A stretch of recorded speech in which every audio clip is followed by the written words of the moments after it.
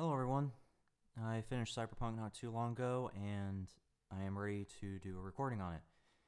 This will contain more negative than good, so I'll get the good out of the way. I think Cyberpunk was optimized well enough. I was able to play within reason on an RX 484 gigabyte video card. It is just barely above the minimum requirements, and it did fine with Cyberpunk plus or minus the missile spam and stuff, but other than that, it did fine. The enemies that did spam missiles, that's what tanked my FPS. I was normally sitting around 50 FPS, but when I got missile spammed, it went down to 20 to 30, so that was pretty bad. Um, Despite being on minimum specifications, I would say the game was beautiful. The game certainly had a lot to do, though it was a bit repetitive. I'll get into that later. I will also give them props for their ideas on how to handle the perks and experience stuff. It's very clear that they were thinking outside of the box and not copying and pasting like a lot of other games do. That's about all the good things I can really say about Cyberpunk. Now for the negatives, starting with the bugs. The bugs were problematic for me. I don't know if it was problematic for anybody else, but my experience was not great with the bugs. In particular, I had a bunch of visual bugs where either my mini radar in the top right corner wasn't displaying icons properly. One of the icons was moving around when it shouldn't. So this normally occurred after I set a waypoint for, say, a Ripper Dock. I would get within maybe 50 meters of the Ripper Dock, and then all of a sudden a random Ripper Dock icon on my radar would just start swirling around the circle. Never understood it. There was also times after cutscenes where I would get a black bar in the middle of my screen. Wasn't a very large bar, but it was enough to be annoying. That did happen as well. There was a bug related to quests where you lost your equipment, in which that my weapons no longer showed up in the inventory screen. And if they did, there was times where I couldn't drop them or put them in the stash because for some reason they were just soulbound to me or some crap. Yeah, so plenty of irritating bugs, especially when it came to the inventory because, well, actually crafting too now I think about it. Yeah, because when I tried to upgrade my iconic rifle, it required a blue for it, and the blue was equipped in my third slot. And when I upgraded, it got stuck. So, yes, there was plenty of bugs. I think that the Reddit post that was mentioned prior to its launch should have been heard more. One of the staff members of CD Projekt Red went to Reddit and basically said that they were nowhere near ready. They should wait 7 months. The post was later deleted, but if you go around to YouTube videos, I think Kill HD has a video in which that post is shown. But yeah, so that's the bugs. As for the skills themselves, the leveling of the skills was a grind. It was worse than some MMOs that I've played. In my opinion, an RPG should never be a grind. It should be an RPG. It should not be getting elements from MMOs. There should have been a fluid leveling system or at least an alternative around that. The best example of this would be the crafting tab under the tech attribute. I spent, I would say, around 240,000 eddies on raw crafting equipment. And I did a lot of deconstruction.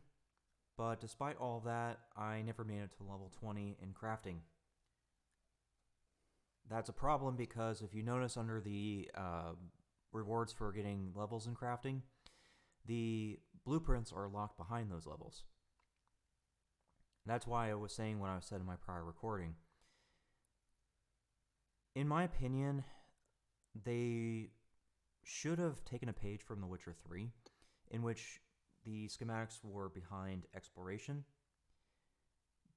That could have been done, maybe. Or perhaps just, I don't know, a different system.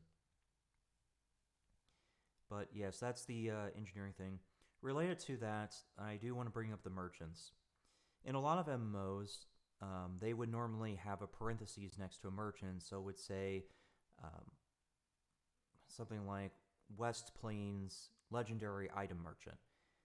It let me know that it was a legendary item merchant, so I could go check the stock if that's what I needed, but there was no such thing in Cyberpunk. In Cyberpunk, you just had to blindly go around and see if the merchant had what you wanted for whatever merchant you're looking for. I didn't like that approach at all. As a matter of fact, I wish games in general would just drop that system. I would prefer a courier system or something where you could just pull up a panel, look at everything that's available, and be like, yeah, I want that, and then have it sent to your mailbox or something. I don't know. That would be a start. Because that kind of crap, I don't like. It's just misery. Um, Related to the merchants, I do want to bring up a possible bug. Seeing as I can't confirm it, I'll give it its own section. But when I did finally level crafting, or crafting and street cred to as high as I could, the merchant inventory changed in such a way that the schematics that I was seeing were gone. So I don't know what's up with that. But that was certainly annoying because there was a few times where I saw a schematic and I didn't have the money for it, so I made a little mental note to go back there eventually, and then it was gone. That was very annoying.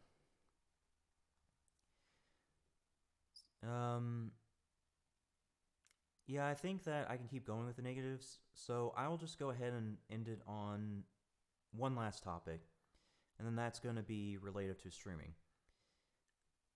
Before I get into that, I want to make a request. As you will probably discover with my channel, I do my best to talk you through my ideas or share my knowledge. I'm disabled, so it's certainly difficult for me, but I do try at the end of the day. That's all I can do, and I can only hope that people understand that. I'm doing what I can with what's available, not just in software, but within my limitations as well. So in that regard, I very rarely ask for things, but this is the one time I'm asking for something. If I can't get you to share this YouTube video, then please share my message regarding what I'm about to say regarding the streaming world. Okay. I noticed that they had Twitch streamers in the credits at the end of the game. I feel like this is a mistake, not just for CD Projekt Red, but for all developers. To understand this, I will have to talk you through some things, but before I get into that, let me provide an alternative. If game developers or any other other member of the industry wants to give credit to a streamer, then please do it somewhere where it isn't permanent. Put it on a website or something where it can be edited. So if there is ever a problem down the road, then it can be edited or removed. With that said, the Twitch world is going to be a bit different than Facebook and YouTube. With Twitch, you do have a lot of problems, and one of them is that a lot of streamers who get to this position where they are mentioned in credits did so by stepping over people. A lot of them have. I did notice one such streamer in the credits that did this. I was very disappointed to see CD Projekt Red do this. I understand their reasons, and I also understand that they probably didn't know, but it was very disappointing to see regardless. Let me talk about why CD Projekt Red probably doesn't know, and maybe most other people. In the Twitch world specifically, a lot of streamers chalk up the stuff that they do to get to the top as drama. That means that they're not going to get involved because it could result in them getting blacklisted in the industry. It could result in threats. Any number of things can happen when you speak out against somebody's behavior within the community. Unfortunately, that's just the way it is. Because of that, you won't find people talking about a streamer publicly very often. The only times it's done is when it's in mass, really. Because then, let's just say it's a victim, then the victim knows they have support, and then they'll speak out because they have that massive backing. But usually you won't find people speaking out unless it's absolutely warranted. Because of that, the industry and most people aren't aware of who the problems are within the Twitch community. I'm sure Facebook and YouTube probably have their own examples of this, so I won't pin it on Twitch, but it is certainly there. I want to quickly deviate to kind of help you understand this. In the streaming world, not just Twitch, YouTube, and Facebook, there's a term called alienation. Alienation is when a streamer does something to drive a wedge either with their community or their contacts. There are plenty of ways to drive a wedge within either one, and it all depends on the scenario and how it's done, but I will give you two examples to kind of help you think about this. Let's just say a streamer starts a Discord server that's focused on the community. It has a subsection and a community section. Then a few months down the line, that streamer decides it should be sub-only. At that point, that is alienation because you've driven a wedge in that community. Now let's look at another example, one related to the industry. There are streamers who are quite literally leeches. They will be a person's friend, but only if that person has something that they want. And they will use that connection as much as possible. A lot of the leeches in the Twitch community are very protected because of that. They have friends in the industry who will back them up or won't listen to you if you try to warn them that they are a leech. There is a classic example of this in esports right now. I do happen to know there's a Twitch streamer who falls under this category. I won't say which position they are in esports because I don't want people to figure out who I'm talking about, as this is supposed to be about learning and cyberpunk discussions. But point being is I am well aware of that person.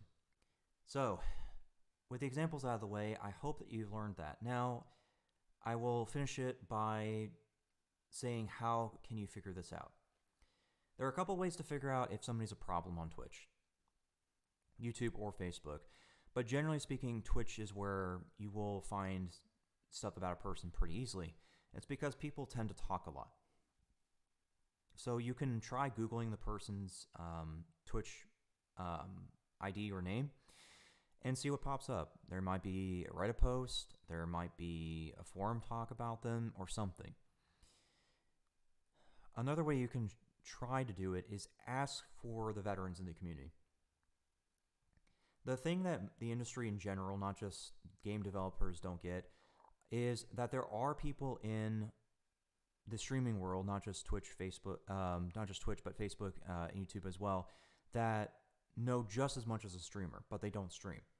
This is possible because that person could very well be a veteran mod, or they could have just been around for a long time. Twitch has been around for the better part of 7 years. I don't know about Facebook or YouTube off the top of my head, but you do have those people. If you reach out, I guarantee that somebody will at least notice. Whether or not they reach out, though, is a completely different matter. You have to understand that the industry in general, with the way it is towards any streamer, you will very rarely find people willing to share information because of what can happen to them.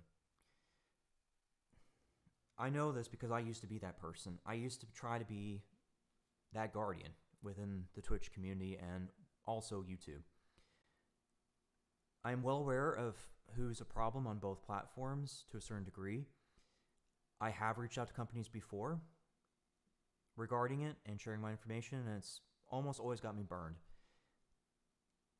The company will share that direct message or email to the person that I'm trying to warn them about, and then they have a big old chuckle about it on Twitter, and then it results in me getting threats. That's just how it works.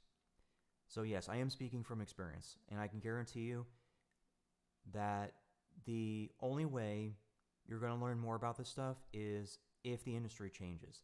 The industry in general needs to be protecting people and the information that they have. Otherwise, you're never going to know. That's all I have to say. Thanks for listening.